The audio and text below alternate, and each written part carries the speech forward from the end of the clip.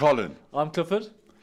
and welcome to day 7, stage 6 of Dakar. Tonight, we are like ducks, serene on the surface. The level of paddling, of skommeling, and things and what's that's been happening underwater have been absolutely phenomenal.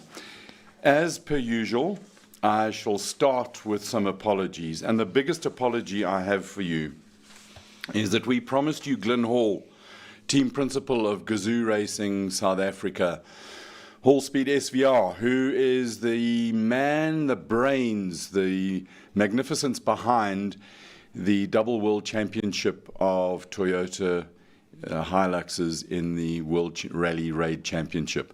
We spent a long time, and to Glyn, if you are watching, and to the president of Mauritius, please relay this message. We tried hard, and Glyn tried even harder. And there was something in the skies, in the ether, or whatever, that prevented us from talking. But I give you this, I give you my word that our technical department will try its bestest, and we will talk to Glyn soon. He's really keen to share his story. He's in Riyadh at the moment, wolfed down a burger, which he could barely taste because he's been really, really sick. He sounds absolutely terrible, but we will bring you him. So there are my apologies. Well, the first one, because Cliff. Yeah, I've got an apology. So yesterday, when I got a special comment from Nikita Brits asking if I was single, I made the comment, or I phrased it, which I'm not so sure I did, but anyway, that said, unfortunately, I am married. Ooh, fatal error, Bruce. So my apology goes like this. I am very sorry for my comment.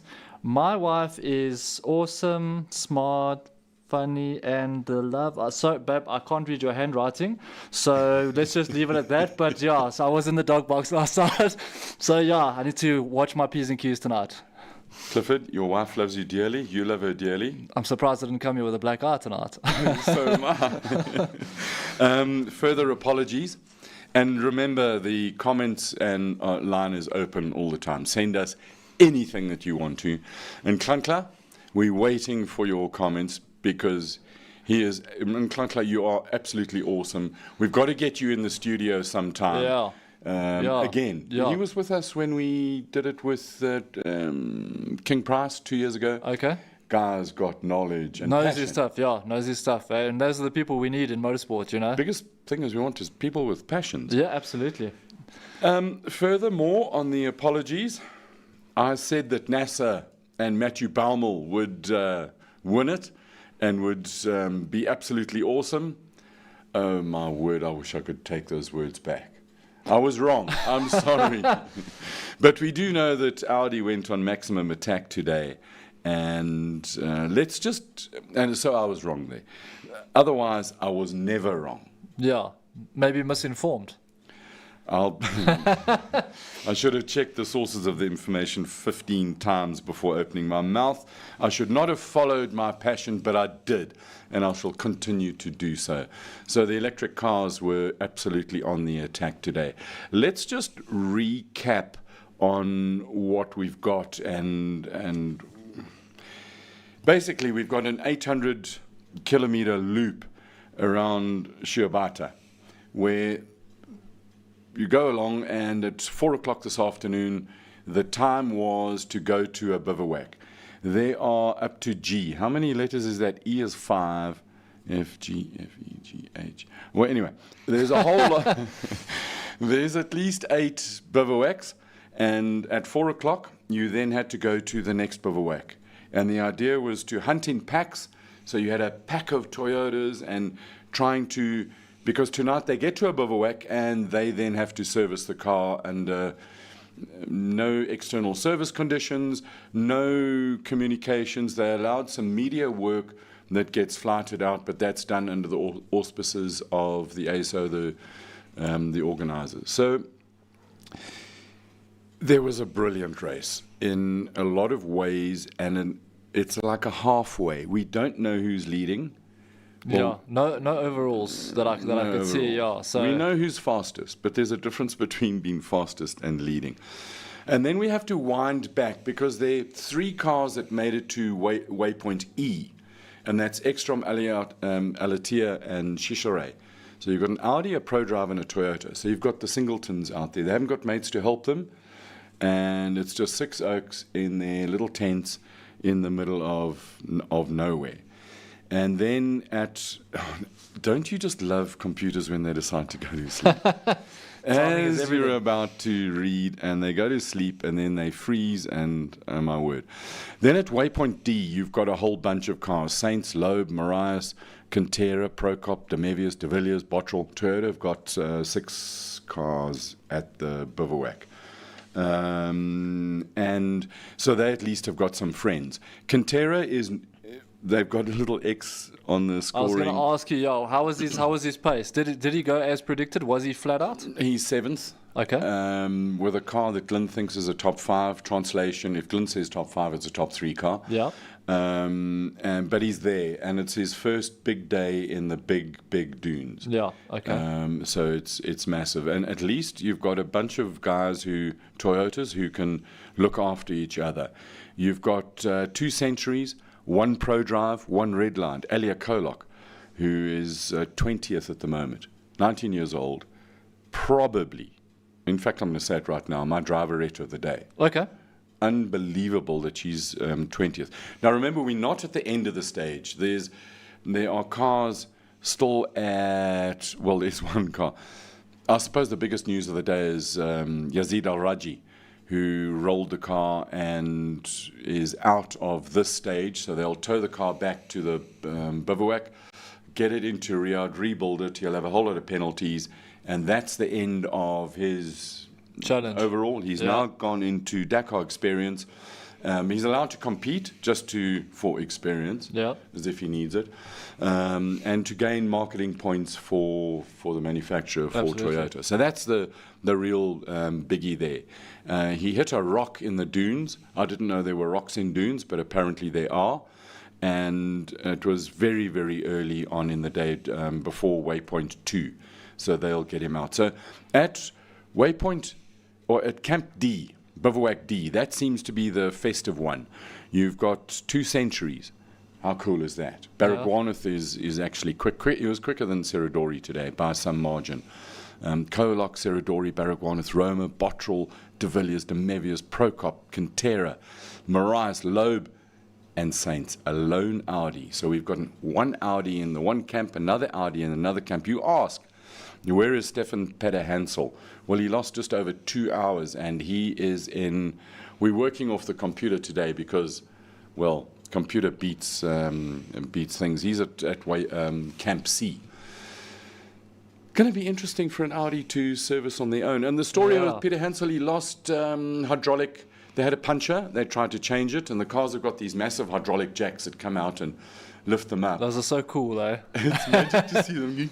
Yeah, it's next level. It's really, really fantastic. And he lost the hydraulic pressure, which also means that he doesn't have power steering. Okay. So Peter Hansel, he's a strong, wiry, lean, lithium athlete of note, but he's got to be feeling F-tired tonight. Yeah. I think power steering is the be all and end all. I mean, remember back to the 90s when you drove without power steering. How did we live without it? And in the 90s we didn't have power steering. And now if you think about now on a race car at the paces that they can do and speeds they can do in the dunes without power steering, it's absolutely broken. Let's just skip to the back end of the field and keep your comments, questions, queries, and things. Well, we're going to do the back end of the field. We're going to go to some comments and we'll talk about that. So. The last cars that we've got in our group that we're following, which are the Southern Africans, both on the cars and the bikes, no matter where they come from. And I did update the thing to select the country Mozambique in it. Yeah, and what'd you find? Well, I haven't looked at it. Okay, fair enough. There's no Mozambicans in the cars. Okay. So in Bivouac B, we've got Henny de Klerk, Gareth Woolridge, and Jacopini in the Toyota. So you've got 2 Toyotas, although they are completely different specs, and you've got a Ford. Bivouac C, Coronel in another Century. And just notice how the Centuries they're there. Variawa, Peter Hansel, and Wayhan.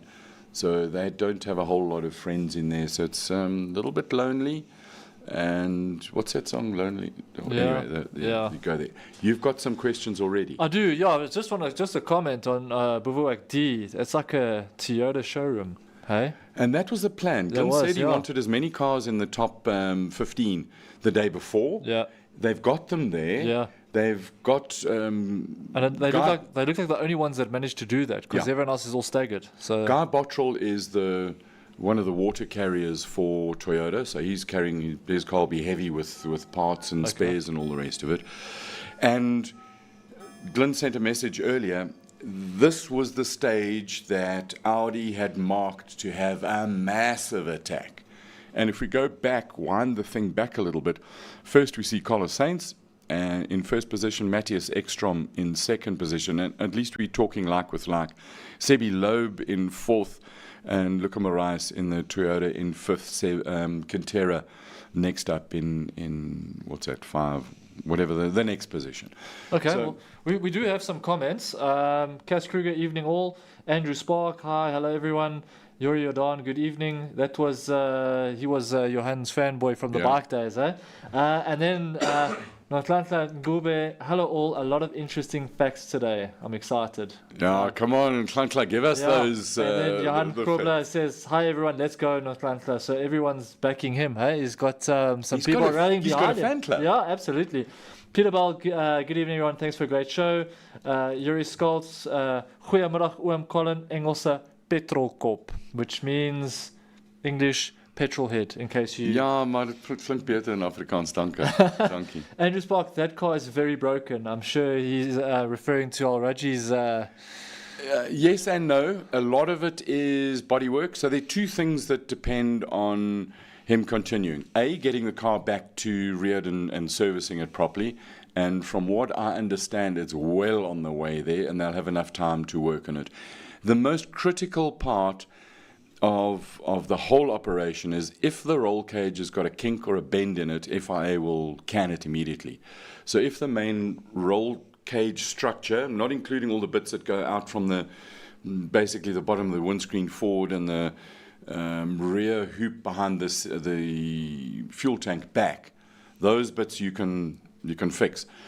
If the roll structure, the roll cage is okay, they'll fix it. There's enough parts there, there's enough stuff, you'll get a huge penalty. And then they unleash the Al Rajis. And an unfettered Al Raji is close to the speed of Al Attiyah. Yeah, and I mean, when they've got nothing to lose, it makes for exciting stages. The person you fear the most is one who's got nothing to lose. Absolutely. Yeah, then we've got Skull Kluter. Hi, Colin. The rear-wheel drive cars from Loeb, can they still adjust the tire pressure from inside the cab? 4x4s have to stop to climb out to adjust? Question mark. We spoke briefly about tires earlier on. Just to recap on tires, you have to carry a minimum of 2 spares all the time and a maximum of 2 spares. Yeah. Why don't they just write, you shall carry 2 spares? At all times. Yeah, and the rule is that whatever you take into the desert, you've got to bring out. So if you leave a tire or a rim, you can leave bits and pieces of tire. But not a tire and a rim, there's really huge penalties. 4-wheel drive cars cannot use on-the-move inflation. 2-wheel drive cars can.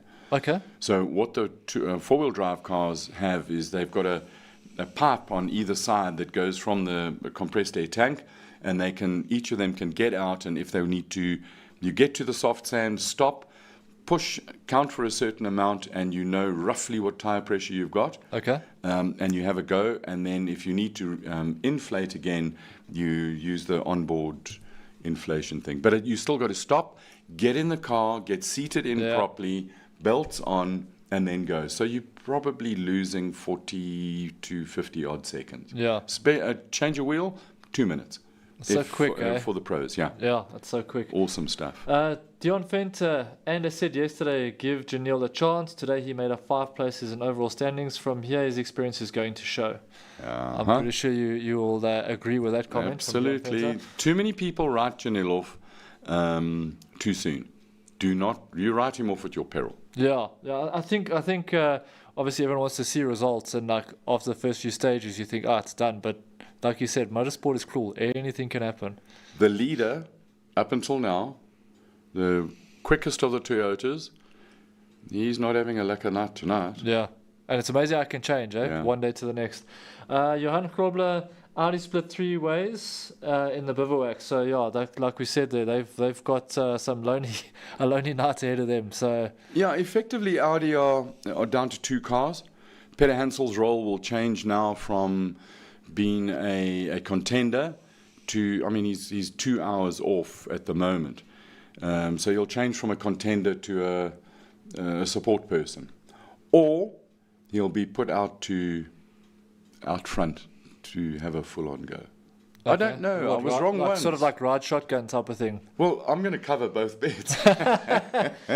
Take the safe option. Kevin Recife says he was feeling motion sickness most of the day and had to Yeah. stop a few times to catch his breath. I think fatigue got to him and then he rolled over. So yeah, I think if you're not feeling on top of it, that's when mistakes happen. as Yeah, well. but the rollover wasn't really caused. It was mainly rockage, not pukage that caused it. Yeah, and Spark comments on that as well, saying those dunes could easily give you motion sickness, and yeah, I don't dispute that for a second. I mean, even if you do like a hot lap in a track car, you could be feeling motion sickness. So these things obviously can happen. It's just on the day, you know. And Johan de Bruin, who was with us yesterday, pointed a little bit to it, where you come to the top of a dune and you see you've got a split second as you go over the top to see where you are, so up and down with the eyes before the car drops down and you lose sight of where you're going. It's hell, I want to go for a drive in one of those on the dunes. And do you know who I'd like to go with? Who? De Villiers. Yeah, absolutely. In fact, either De Villiers or Lateghan. That would be a special ride. So we've got it. It's in Atlanta and Gube. The last time that there were 7 different winners, if you include today, in the first 7 stages, including the prologue, was 2004, a whopping 20 years and 4 days to be exact ago. That's a great fact. That is a great fact. Thank you very much. Now, can you bring us... that's the one for win today. Can you bring us another one and see if you can get into the top 3 with your interesting facts, or if somebody else has got an interesting fact? We'll have a competition with us, and we'll have a very special T-shirt, which will be launched probably on Monday. Okay. If you watch the end of the show, as we say goodbye, and Cliff does his Finger guns, have a look at the screen. That T-shirt is coming. So for the best comment today, your special edition T-shirt. We won't mention what it is because our PR department, the ladies are scrambling already. I've let the cat out of the bag. I was going to say, I'm excited to see what it is because I'm a late arrival. Let's just talk about some other things. We know the Fords are having a little bit of a mare. We know that they came to learn a lot. Mm-hmm. And I'm told that connect all things good, and if the connectivity is good, we'll speak with a senior manager of the South African operation of the Ford team tomorrow. Setting these things up is, well, it's fun, eh? Come on, Signal. We've got a few comments here. Bernard van Doel, we SA are missing Henk.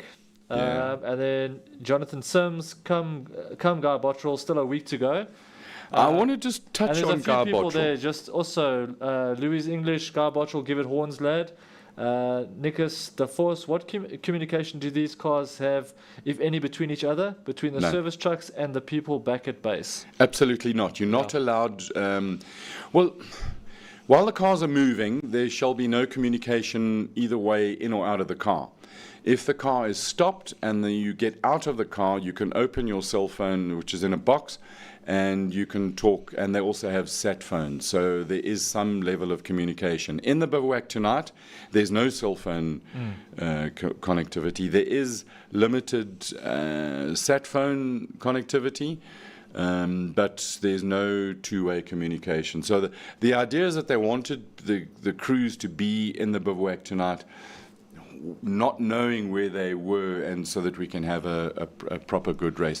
I just want to go back to Bottrell. Yeah, sorry, I'll cut you off there, yeah? He's 12th if you take positions back to waypoint 9 or bivouac D. He's in 12th position, 42 minutes off Saints. It's his second real experience, his first Dakar rookie, of these big dunes. And if you look at what he achieved in the South African Rally Raid Championship last year, where he was runner-up, he was right in contention till the last event, and Gareth Woolridge ended up winning it for Ford, which I think is a really good thing for the South African Championship. Okay. You know, it blows it open, and we've now got a proper fight between Ford and Toyota going into this year, where Toyota really want it back. And so take Bottrell's performance in last year's championship and then put it into this year's Dakar. I've got to say it's quite very, very special. Yeah, really good. But throwing it back, when he comes back here and the season gets going, with the experience that he has, could be a new man, new competitor, new confidence. Yeah, I think confidence is a big thing. Yeah. But the terrain here is a lot different to Dakar. Yeah. But yeah, he'll have a whole bucket load. Absolutely. I mean, if you're competing on probably the biggest stage and doing a decent job, coming back here, I think the confidence will be high. But like you said, motorsport, when you think you're winning, motorsport can come back and kick you in the. So it's going to be an interesting with season a steel capped. Absolutely. And so safety now boot. The other little dynamic here is Henke sitting at home. Yeah. So hence Navigator is sitting next to Guy, and Guy's Navigator is sitting at home. Simon, I know you bleak. Almost. In fact, you probably are bleaker than Henk Ladegan. Simon, be strong, be tough, you'll be back. Right, are we going to try and talk about some motorbikes? We can try and we'll see what shakes out. Cliff That's- has come into this rather in a, let's put it this way, half blind. So most of the bike riders are at waypoint F. Yeah. Our man Ross Branch is sitting in is he 12th at the moment? Yeah, that's what we've got there. Yeah, I know. Bivouac F, Ross Branch. Just bear with us, guys. So this is fun. So as we sit here now, and as I view this for probably the first time, Van Beveren is Bivouac F with Brabeck, Price, Sanders, Benavides, Ross Branch, and the other Benavides, so both brothers are there. Svitko, and then Florimo, and then Bereda on a hero. So both heroes. Another hero. So both heroes got to the same bivouac as well, which is also promising. And we've actually got a video with their workshop or their hospitality, their whole setup in Dakar as well that we're going to show shortly as well. But we do need to warn technical that there's a video coming. No, that's what I'm saying. I'm throwing it out now, and they can just give us a thumbs up when they're ready, because I don't want to have to apologize on Peter's behalf again. It's very embarrassing. I mean, there's a massive technical department there. Yeah. I just want you to, both on the cars and the bikes, the position they are tonight is, it's not near. It's not the end. No, yeah. There's still... It's open-ended. Objective number one was to get to tonight. Yeah. And you've got a whole bunch of bikes at Waypoint at Bivouac F. Then tomorrow morning, 7 o'clock, they off flat out to the end. Yeah. And we'll talk about what happens at the end of tomorrow's race and between end of tomorrow and going into the bivouac. So just to recap, if you've got any questions and comments, send them in. The whole social media department has grown. We've had to throw resources at it, and it's quite fantastic. Yeah. And let's not forget our food review. We did throw out yesterday that if you think you've got some cooking skills, this is MasterChef, the Raceday edition. Yeah, which is the most important edition out of all of them. I'm only here for the food. I don't know if I've said this before, but that's why I am here. So it's very important to me what the food critics and how we rate the food. Absolutely. So what were you warning our tech guys about? But our video about the hero factory setup and what it's like to be a hero rider. So I don't know, Peter, if you can give me some thumbs up or some finger guns or any sign of life out there if we're ready to roll. Oh, thumbs up. Okay, thumbs so up. we've got it coming up. So this is what hero set up over in Saudi. Hi everyone, and welcome to the Dakar 2024. I'm Rohit Isaac. I'm the head of marketing and communication for Hero MotoSports. We are here at Alula, Saudi Arabia at the start of the Dakar Rally 2024. I'm going to give you a quick tour of the Hero Motorsports Team Rally Zone. We have a wonderful space here at the Dakar. I'm going to give you a quick tour of our space. So right here on your right side, we have the team tent, which is basically where all our bikes are parked and our bikes are worked on by our mechanics. Every day, once the bikes come back after the stage, our mechanics work through the night to fix our bikes and get them ready for the next day. Here we have our team sprinters. We have two of them. These are complete service units that can service a bike from start to finish, besides moving the team from one point to another. Here we have the team massage tent, and this is where our riders get fixed and massaged and rejuvenated back for next day's race. We have John here, chief in charge of the riders in terms of all their massages, their nutrition, and he takes care of them every day at the race. So here we have two motorhomes for the riders. Each motorhome is shared by two riders. The first one that we have here is shared by Gerard and by Bareda. Let's see.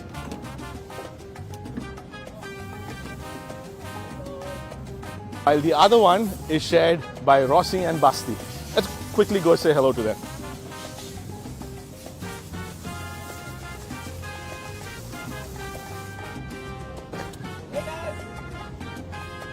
And here we have, it's like more like a team relaxation zone. It's clubbed into two parts. One is basically for all the team riders' gear and all their support items, while the other part is for quick meetings and get-togethers of the team.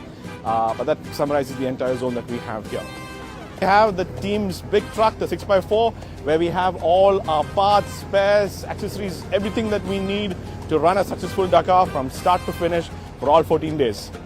Well, that was the express tour of our Hero Motorsports Rally Team Space. If you're at the Dakar, do drop in and say hello.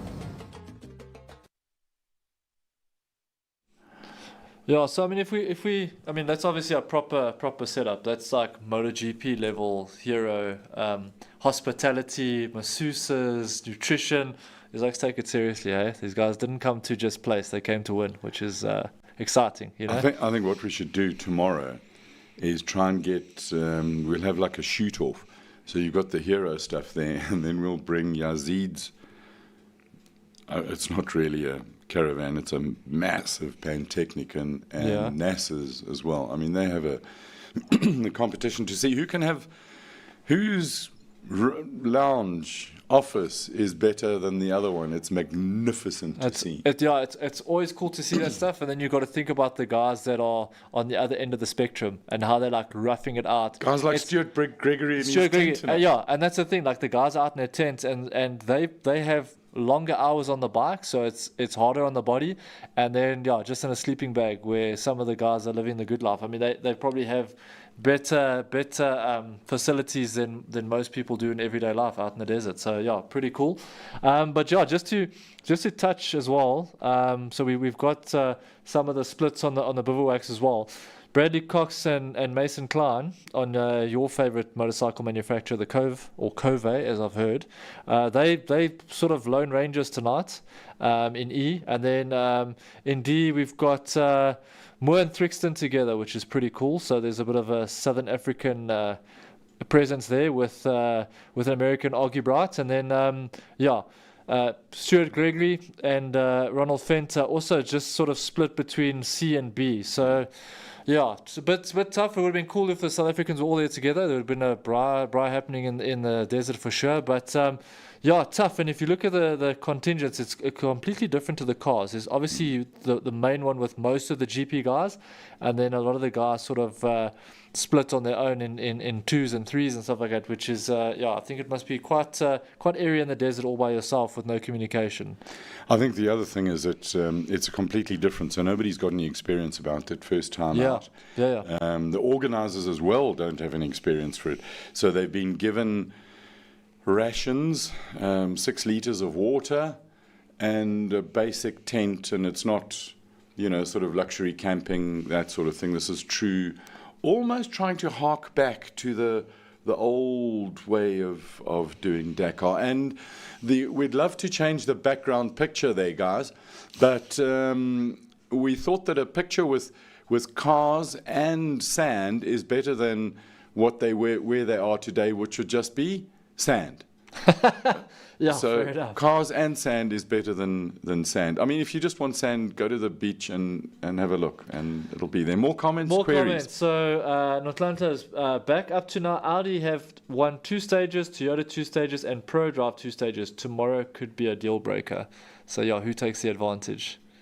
Predictions? I think I was wrong about the Pro Drive Hunters. You see, I got it right, as opposed to the M Sport Neil Woolridge MotoSport Castrol Ford Ranger, new Ranger. Got to give it its full name. If I had to put money on it, I'd bet an Audi.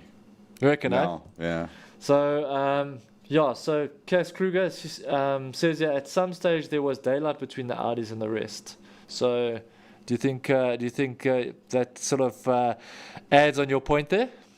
Well, if you go and look at, there's 4 minutes in it between the first Audi and the second Audi, and there's 5 minutes between the first Audi and the first Pro Drive.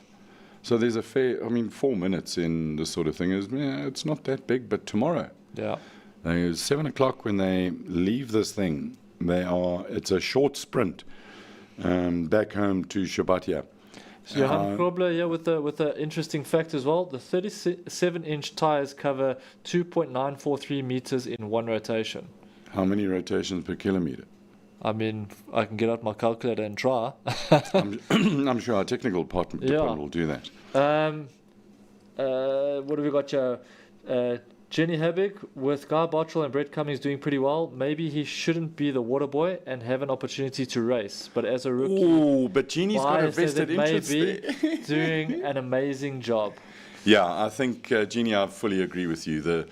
You must be very proud of the operation, and I know that in that Durban area, the whole families are sitting around there. What is her surname? I said Habig. Habig, yeah. Habig, yeah. For those of you rallyists, you'll remember some. Johan has done the calculation already. I mean, how cool is that? Johan, well done. Read the figure for us. Is it coming up at the bottom? Yeah. Let me just refresh. You've got to refresh. I mean, the technology is just flowing so fast. It's absolutely see what magnificent. Comes through.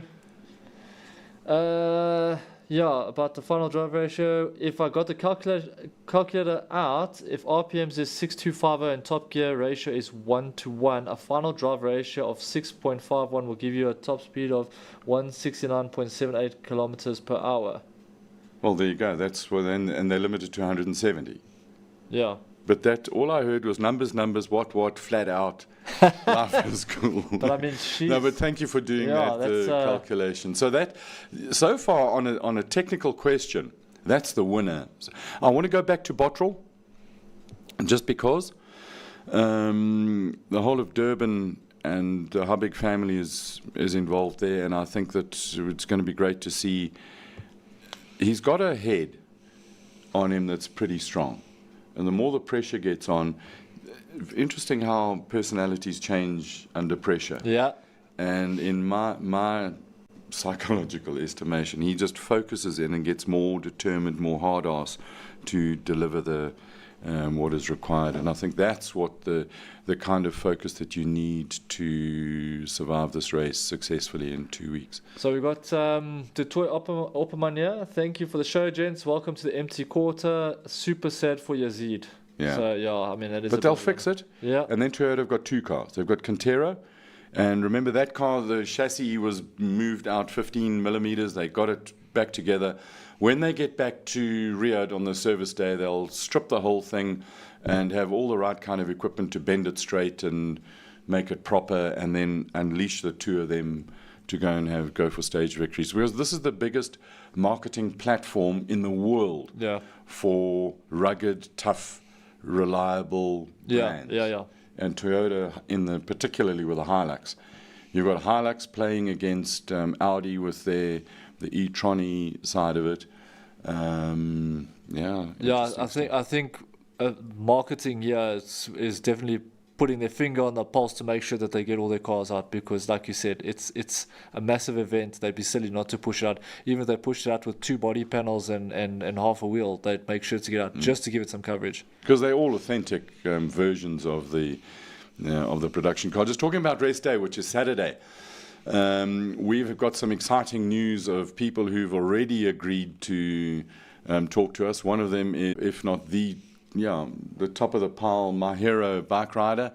We've got a couple of the South African team that have agreed to talk to us, and so far the list is sitting at 4 team managers and 1 driver of my favorite electric car. Oh, yeah? Which one is that? I'm saying nothing until it's done. It's going to be an exciting day for us. Oh, and we also have a semi-final day of our cook-off. We have our chef is for Saturday talking about food. Which seems to take up a lot of our time these days. Have you noticed? How do you rate tonight's supper? I mean, I haven't eaten yet. I can smell it. It smells good. But I'm gonna leave the scoring to you because I'm gonna, as soon as we go off air, I'm gonna put on some calories and not watch my weight. Okay. For effort, the amount of effort to get this food, I think, is about 3. For cost, it is off the scale. Yeah, I'll give you that. There's sure. 2 parts to this meal tonight that are great. The crispy skin on the outside, you can just smash down your face. Of course, being highly trained athletes as we are, it's not good for our diet. Yeah. And how do they make beakless chickens with 4 legs on them? Anyway, so actually, it filled a hole, but on a scale of 1 to 10, it's a 2. Oof. What about cost? Bring cost into it. Let's at least give it a 3.5. Someone's then it's feelings a are 1. very hurt. Oh, okay. It's a 1. Oh my. So chef for tonight, sorry, you're at the top of the pile as well. Wooden as spoon. the bottom pile. Yeah, wooden spoon. And no, you are not first. Yes, it was a 1 that you scored. So we got, Sorry. Before it gets into a fist fight or a sword fight or whatever's happening right now next to me, Peter Anker, power steering essential with these cars having so many diffs working. It's an absolute nightmare to steer. Yeah. Fair comment. Thanks, Peter. Angelo Marsilia, Colin asking for some friends. That's always when dodgy stuff comes out. A stage is shortened for the cars that run on battery power and have more power than the T1 Plus cars. Reason: the fuel tank is too small to have completed the stage. That's a lovely cynical view, and if I was total cynical, Colin, I might agree with you. However, the official communication was that based on the fuel consumption of the cars from yesterday and the day before in the sandy dunes, where they were doing up to 120 litres per 100 kilometres. Put that in your pipe and smoke it. 120 litres for 100 kilometres. It was touch and go whether the cars would make it, but more importantly, it was also touch and go whether the bikes would make it. So that brings it to the next comment, and Calvin Croft here saving me a little bit here. I followed the motorcycles today. There was a couple of guys who came short with fuel. Was there similar cases with the car categories? Yes, there were, and they even at one point they put a speed restriction on the cars as well to reduce the fuel consumption. So let's not overplay the whole influence of the green cars on the Dakar. Don't overplay it at all. I think there was a valid reason for them to shorten the race. So they have a couple guys with some stationary bicycles generating power in the pits, maybe. No? I say nothing. You're really trying to get me into trouble. I just want to see how long our apologies will, if we've had our longest or if there's still more to come. We haven't had apologies today. Yeah, well, I had to. I mean, I'm just saying it. Wallace Stan, it's going to be an interesting night for everyone involved rebuilding the Yazid Hilux. Absolutely. It's going to be but at least, Stan, you'll sell some more body parts there. Go, boy. Yeah. I hope you're manufacturing them already. The courier guy is on his way with some parts, yeah. Penny D'Souza, is Guy in contention for Rookie of the Year in the cars? That is a damn good question. Can you talk a little bit more while I do some research quickly? Yeah, I can.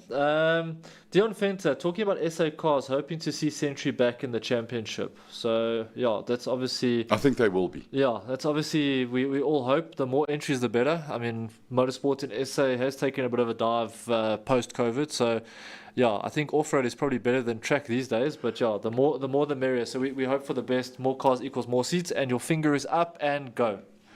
To answer your question in terms of rookie, and you've got to love the official site because there's a blue flag under rookie. And I'm going to the overall results from yesterday. Cool. And in 13th position is guy David Bottrell. David, okay. David, yeah. And Brett Cummings. Don't forget the co-drivers. They are important.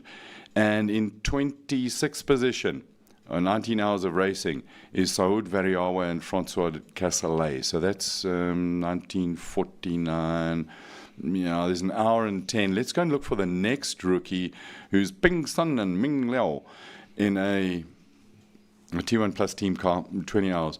So, for sure, they're in contention. Yeah. At the moment, he's the leading rookie. Last South African rookie who won it was Henny de Klerk. Okay. Who is not having the best of Dakars. Then Mario de Souza, the biggest issue with motion sickness is that it gets worse midday when there are no shadows and you lose points of reference and all starts looking flat. It's tough, specifically in a long day like today in the dunes. And yeah, I think that's definitely valid. Laurie James, hi guys. Can you at some stage give us insight to the support vehicles and how they split the mechanicians between support vehicles and who goes to the next bivouac? Hi, we can do a little bit of that now. Mechanicians is the upgraded term for mechanics because they mechanics and technicians. Yeah. And essentially the bivouac is a village that goes from place to place to place and meets the car every night. In the case of Gazoo, they've got a minimum of 5 people looking after each car. ProDrive will have more, and Audi will have even more. And each car has a car chief and a number 1 mechanic, a number 2 mechanic, and then the others are. So the car chief will liaise and work out the exact job list. The number 1 will do the complicated stuff. And for instance, in Gazoo's case, I know this just having. I've got a better understanding with them than with anybody else. If there's a diff problem, it'll go out and go to Rocco in the truck, and he'll sort the diff and the shocks and gearboxes out. And they've got a dedicated logistics guy, and it's actually quite cool because each of them have got a tablet. And if let's say they're looking for a left rear lower ball joint, you can go and say where that is, and it will tell you what box it's in. The guy can go and get it, and it automatically, when he issues it, it'll automatically update the list. So it's important to know what parts That's impressive. It's like Amazon Take-A-Lot technology, next level. It's next level stuff. You know how often when you sit and you work in your car and I know I've got these 3/8 UNF fine thread bolts and I'm going to... Story of my life. And you spend half an hour looking for the bloody things. What's a 5-minute job becomes a 3-hour job and you still haven't started. So these guys haven't got that time, so it's super well organized. So that's cool. In summary, the service crews go from bivouac to bivouac, and each car's got dedicated service group, and they've got a whole team around them. Then we've got Kevin Retief. I definitely think Guy will finish top 10 this year. Very good chance of that happening. And then we've got Angelo Marcia. Cliff, how many quads are in the race? So, it was quite disappointing when I checked in the beginning. I haven't been following it as closely as I should be. But I think they were saying like 10 at the start, and I think we're probably down to 8 if there were no other withdrawals. What are we down to now? We're back at 9. So 9. So obviously someone did get going after the last time I checked. But did they even start though if we go down there? NFI. Okay. All right. So we're looking at 9 with what's that, like 3 rookies basically. Yeah. So either way you're in for a medal or a trophy. It's pretty sick, eh? It's like school sport. Everyone's a winner. So or some of the club racing, but I'm not gonna throw shade because I still want a club race for the rest of the year. Good evening, guys. On the bikes, the Dakar was started by a guy that got lost on his bike. So, yeah, I mean, if I look at the navigation towers that these oaks use these days, it's, I mean, even by today's standards, it's very easy to get lost. So I say they are never lost. They just don't know where they are in relation to where they want to be. yeah. Bonneville Brew, take nothing away from Brett Cummings, who is keeping Guy at the front end. Yeah. Years of Dakar schooling is an aid. Keep going, guys. Yeah. And if I'm not mistaken, Brett did Dakar on a bike.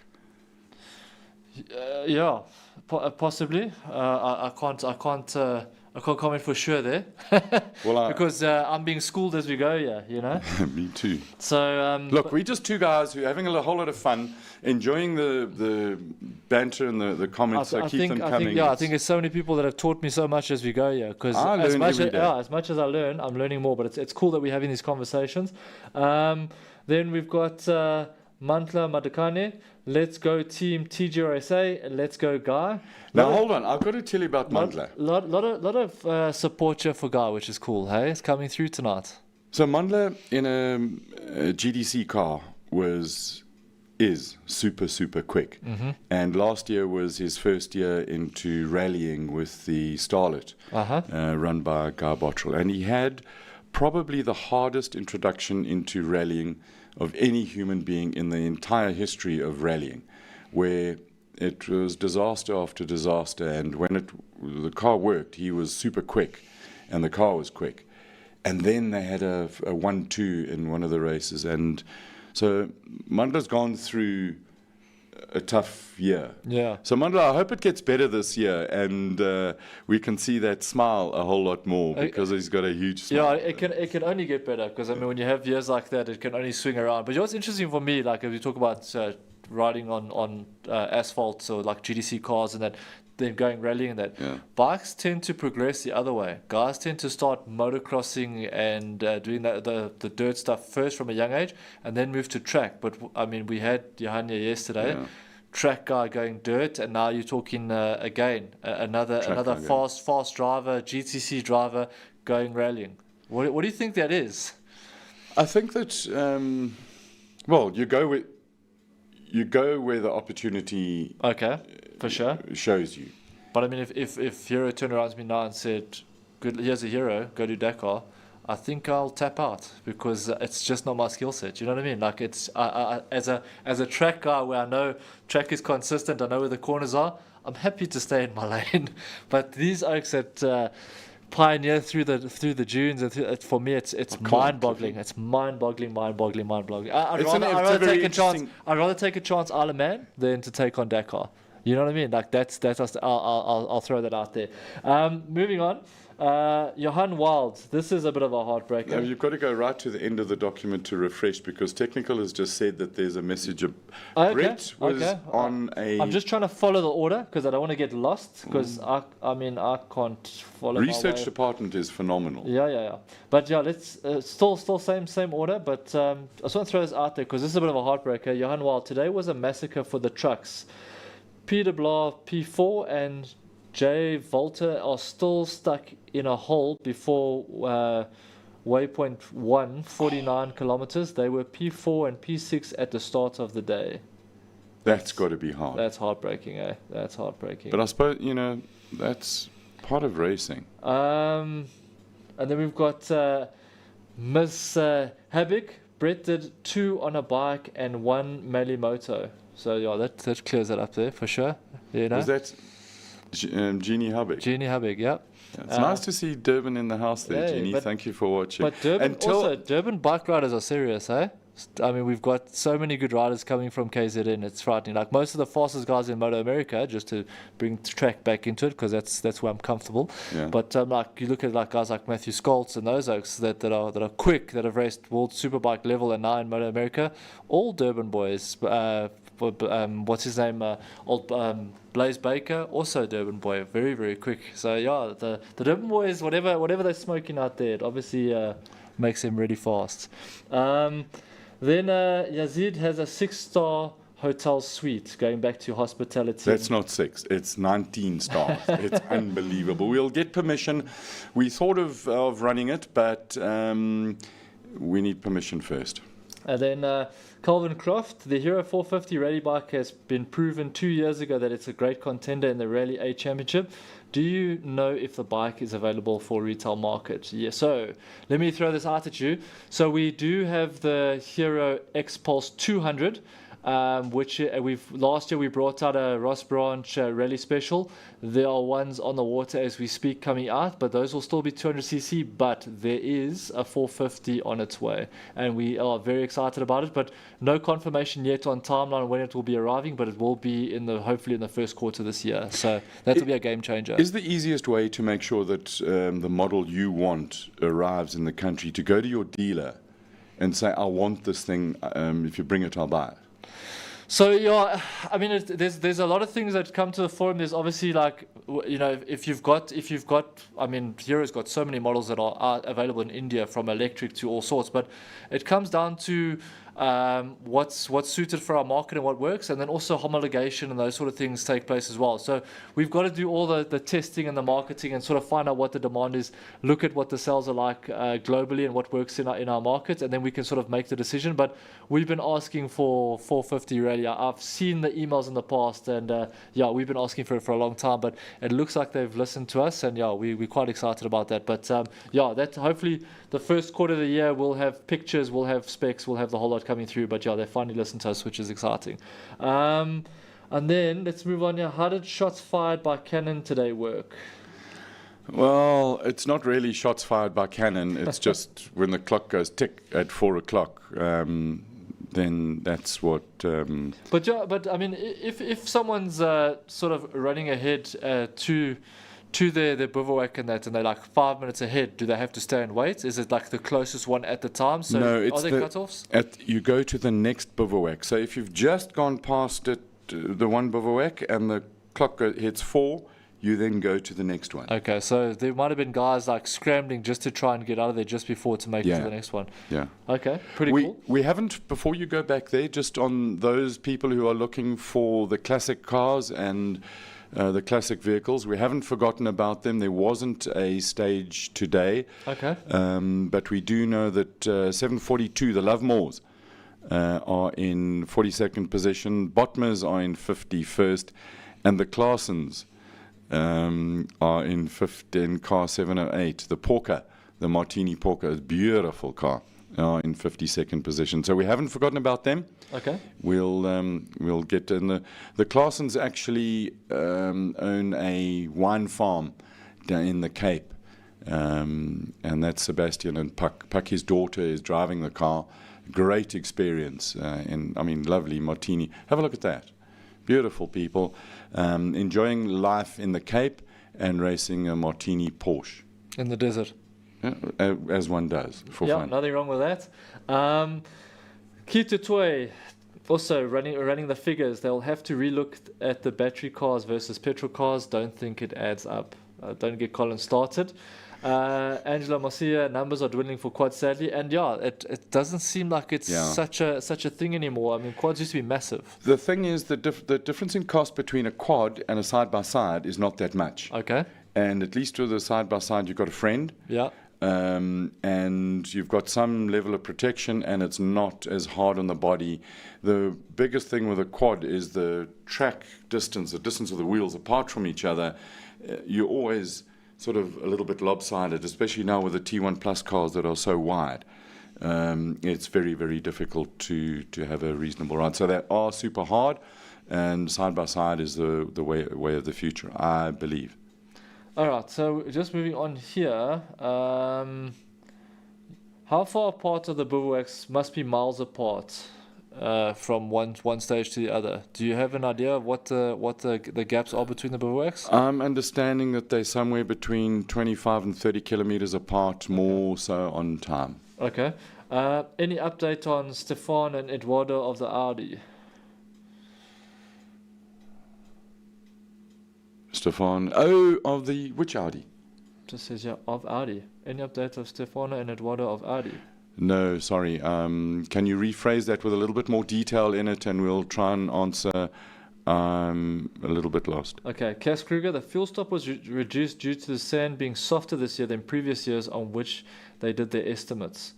How do you think they measure that?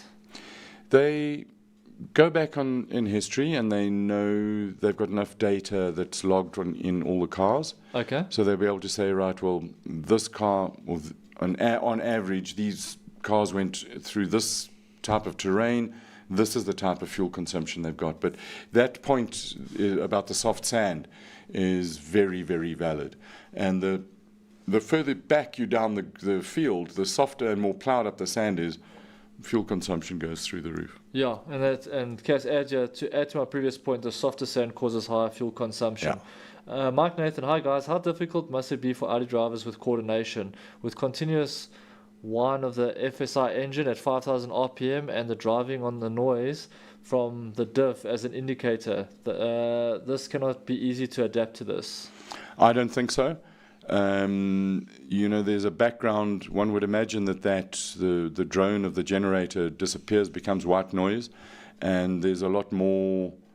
I think there's a lot more. We underestimate the powers of the sensors of these drivers. They are highly tuned creatures with immense skill, and the receptors that they've got, ears, eyes, bum, spine, hands, feet. All of these drivers at the top of this field are spectacular creatures in their own right. Yeah, it's another level. It's like alien level. Yeah. Then Willem de Toy, Brett Cummings won the Malimoto class in 2014 and 15. Fate led Brett Cummings to the Dakar almost a decade ago. A solid bike on the South African circuit. His victory in the Dakar Challenge earned him a ticket for the 2013 edition, which he went to finish in 43rd place. Some awesome stats and knowledge coming through here. It's brilliant. Thank you very much for all of that. We really appreciate it, and it helped us through the lack of information that we've got for today. Yeah, absolutely. It's quite scary when you're trying to put something like this together, and you look for things, and then the best laid plans of mice and men disappear. Right, what's happening tomorrow? Yeah, take us through tomorrow. 7 o'clock tomorrow morning, Yep. Whichever bivouac they're in, they go and to the end. Mass start, eh?